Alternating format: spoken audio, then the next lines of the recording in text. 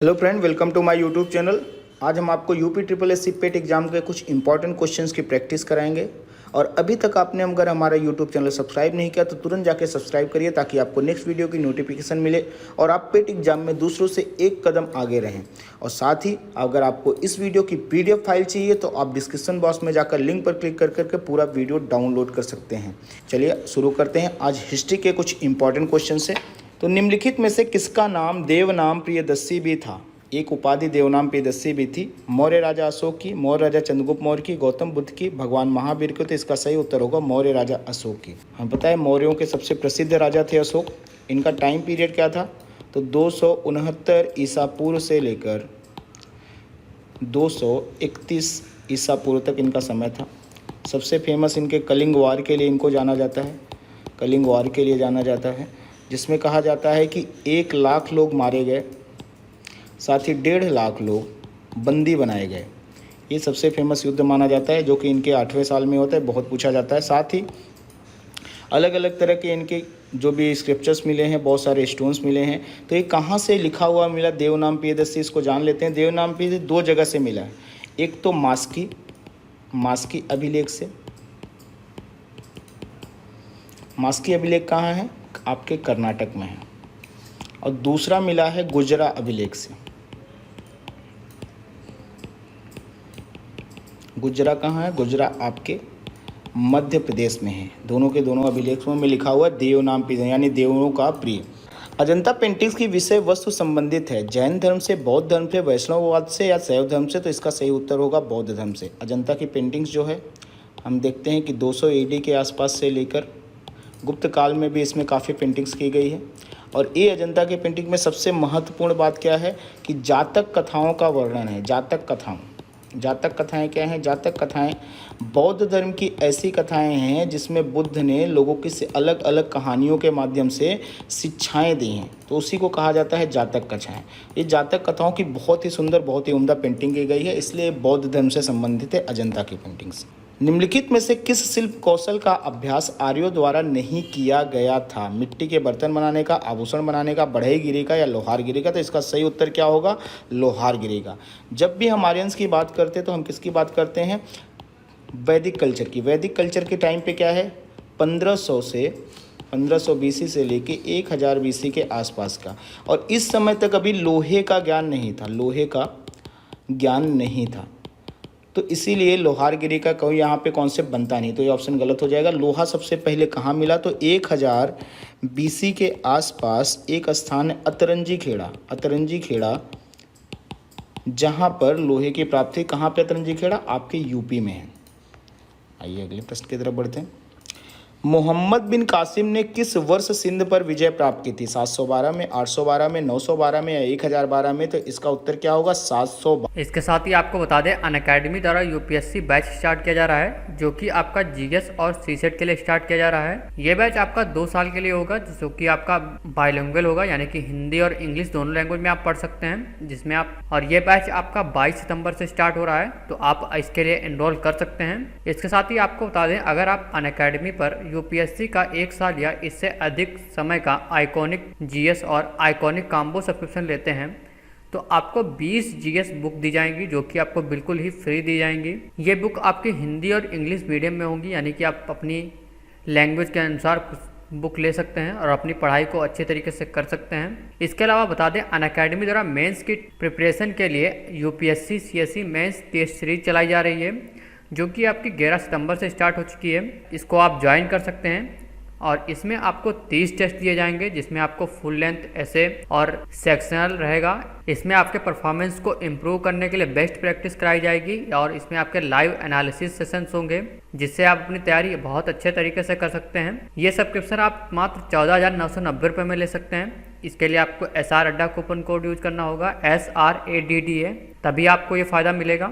इसके साथ ही अगर आपके पास पैसे नहीं है तब भी आप UPSC के प्लान ले सकते हैं, क्योंकि अनअकैडमी आपको दे रहा है 0% EMI पर लोन, जिसमें आपको 0% EMI देनी रहेगी और ये लोन आपका 2 घंटे में अप्रूव किया जाएगा। इसमें आपका काफ़ी कम पेपर वर्क होगा, इससे आप अपनी पढ़ाई काफ़ी अच्छी तरीके से कर सकते हैं। तो अब आपको टेंशन लेने की ज़रूरत नहीं है और इस ऑफर से आप अपनी पढ़ाई को जारी रख सकते हैं। इसके लिए आपको अनअकैडमी की ऑफिशियल साइट पर जाना होगा वहाँ पर जाकर आप प्लान ले सकते हैं। प्लान लेने के लिए आपको SR अड्डा कूपन कोड यूज करना होगा, SRADDM, तभी आपको मैक्सिमम डिस्काउंट मिलेगा। इसके साथ ही अगर आपको इनसे रिलेटेड कोई भी जानकारी चाहिए तो आप मुझसे कमेंट सेक्शन में पूछ सकते हैं।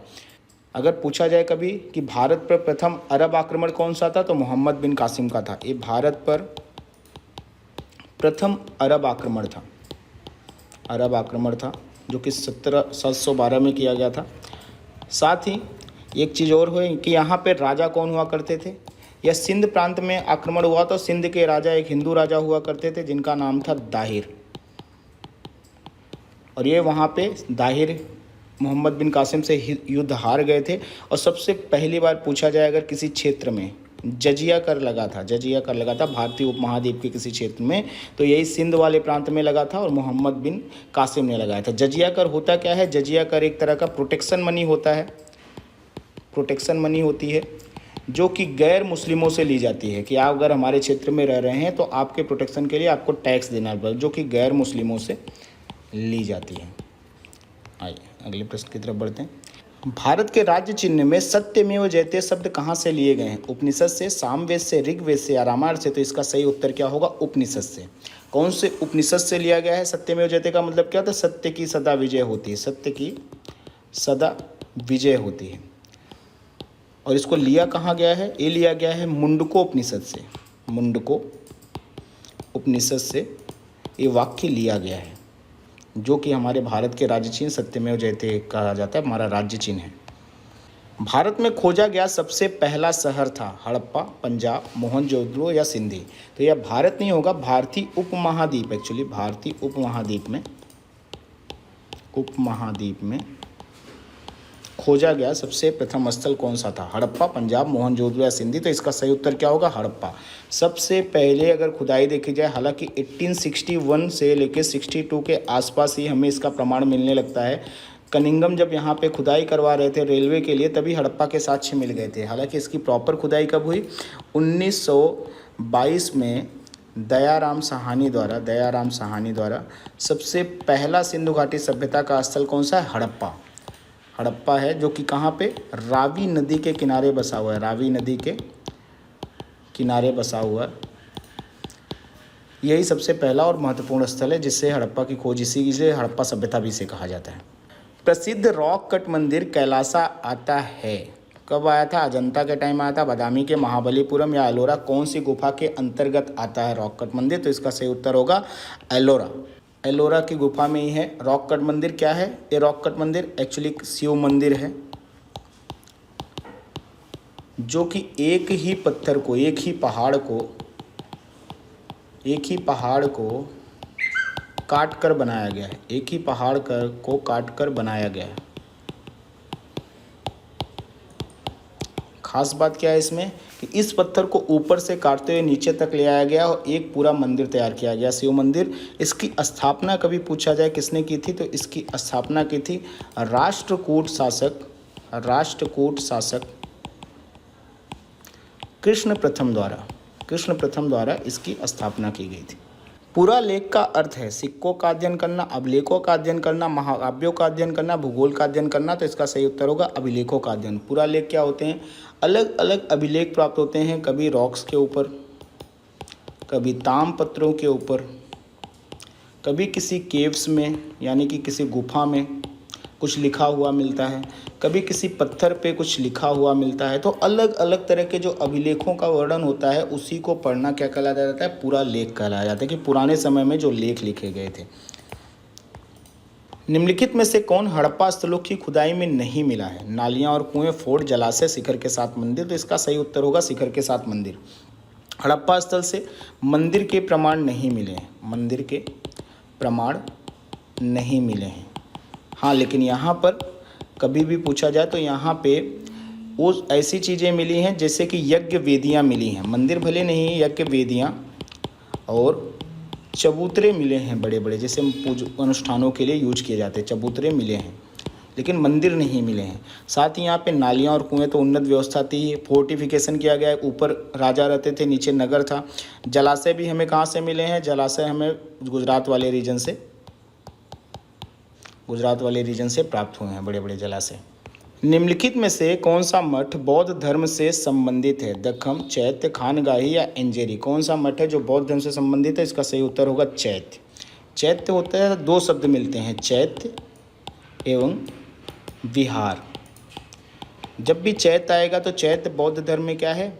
बौद्ध धर्म के जो मंदिर हैं जिसमें बौद्धों के अवशेष, बौद्ध गुरु या गौतम बुद्ध के जो अवशेष रखकर पूजा की जाती है, यानी कि इनके जो मंदिर है इन्हीं को चैत्य कहा जाता है। जब विहार की बात आएगी तो बौद्ध भिक्षुओं के रहने का स्थान, बौद्ध भिक्षुओं के रहने का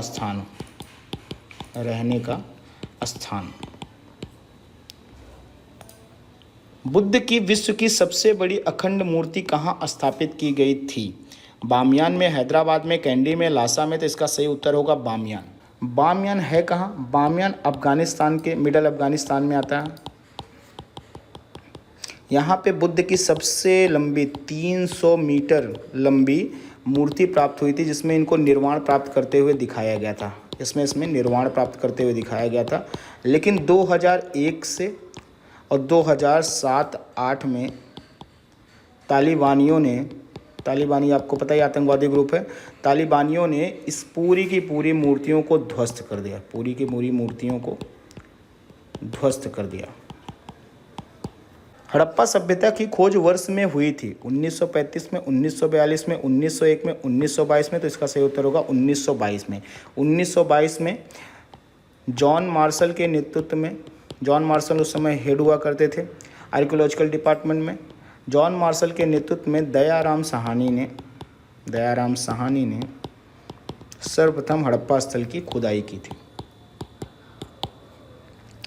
इंडियन नेपोलियन शीर्षक को किसके साथ जोड़ा गया है? किसको इंडियन नेपोलियन कहा जाता है? चंद्रगुप्त मौर्य को, समुद्रगुप्त को, चंद्रगुप्त प्रथम को या हर्षवर्धन को? तो इसका सही उत्तर होगा समुद्रगुप्त को। हालांकि ये तुलना गलत है, समुद्रगुप्त कभी एक भी युद्ध नहीं हारे थे।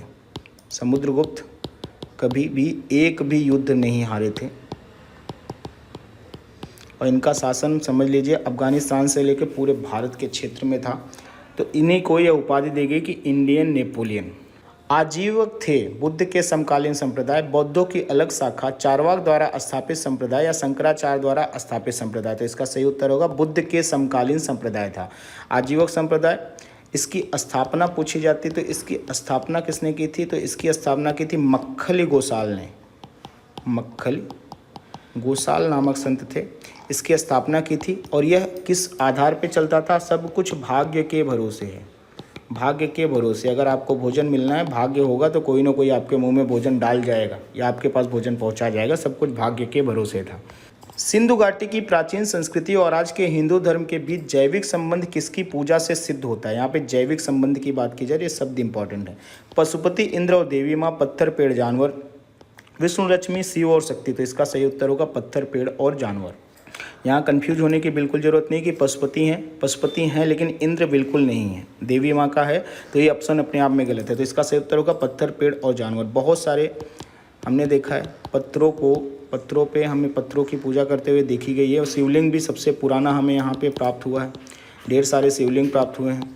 साथ ही हमें पशुपति की सबसे पुरानी मूर्ति मिली है यहाँ पे, जिसको शिव का सबसे प्रारंभिक रूप माना जाता है। प्रकृति पूजा ये भी बहुत ज़्यादा करते हैं। प्रकृति पूजा इसलिए कहा जाता है कि एक महिला की मूर्ति मिली है जिसके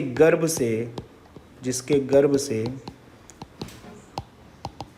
पेड़ को निकलते हुए दिखाया गया। यानी कि हम देख रहे हैं कि प्रकृति की पूजा उत्पत्ति के रूप में की जाती है। साथ ही जानवरों की पूजा करते थे। यहाँ पे एक श्रृंगी बैल, कुबड़ वाले बैल और भी बहुत सारे विभिन्न जानवर यहाँ से उनकी बहुत सारे मोहरों पे इनकी मूर्तियाँ प्राप्त हुई हैं।